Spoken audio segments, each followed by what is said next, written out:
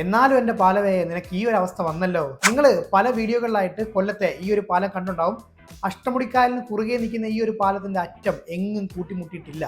ശരിക്കും ഈ ഒരു പാലം നിർമ്മിച്ചത് നമ്മുടെ ചിന്നക്കട, കളക്ട്രേറ്റ് തുടങ്ങിയ ഏരിയകളിലെ തിരക്ക് കുറയ്ക്കാൻ വേണ്ടിയിട്ടായിരുന്നു. നമ്മുടെ KSRTC ഡിപ്പോയിൽ നിന്ന് തുടങ്ങി ഓലയിൽ കടവ് വഴി അങ്ങ് ആനന്ദവല്ലീശ്വരത്തിന് അടുത്തുള്ള തോപ്പിൽ കടവ് വരെ ആയിരുന്നു ഈ ഒരു ലിങ്ക് റോഡിന്റെ നിർമ്മാണം പ്ലാൻ ചെയ്തിരുന്നത്. അതായത് ഓലയിൽ കടവ് കഴിഞ്ഞ് തേവള്ളി പാലത്തിന് അടിയിൽ കൂടെ പോകാനായിരുന്നു പ്ലാൻ ഉണ്ടായിരുന്നത്. ഇതിൽ തന്നെ ഓലയിൽ കടവ് വരെയുള്ള പാലത്തിന്റെ നിർമ്മാണം കഴിഞ്ഞിട്ട് കുറേ കാലമായിട്ടുണ്ടായിരുന്നു. അപ്പോൾ അതുകൊണ്ട് തന്നെ ജനങ്ങളുടെ വലിയൊരു ആവശ്യമായിരുന്നു അതുവരെയുള്ള ലിങ്ക് റോഡ് തുറന്നു കൊടുക്കണം എന്നുള്ളത്.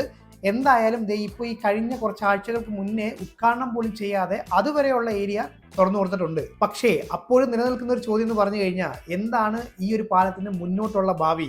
ഇത് കൂട്ടിമുട്ടുമോ? അപ്പൊ എന്തായാലും അതിനൊരു തീരുമാനം ഇപ്പോൾ വന്നിരിക്കുകയാണ്. നമ്മുടെ തേവള്ളി പാലത്തിന് അടിയിൽ കൂടി പോകാനായിരുന്നല്ലോ പ്ലാൻ. പക്ഷേ അങ്ങനെ പോകാനായിട്ട് പറ്റത്തില്ല, അതിന് ഒരുപാട് സാങ്കേതിക പ്രശ്നങ്ങളൊക്കെ ഉണ്ട് എന്ന് പറഞ്ഞുകൊണ്ട് പുതിയൊരു പ്ലാൻ ഇപ്പോൾ വന്നിരിക്കുകയാണ്. അതായത് നമ്മുടെ ഈ ഒരു പാലത്തെ ഒന്ന് വഴിമാറ്റി വിട്ടിട്ടുണ്ട്.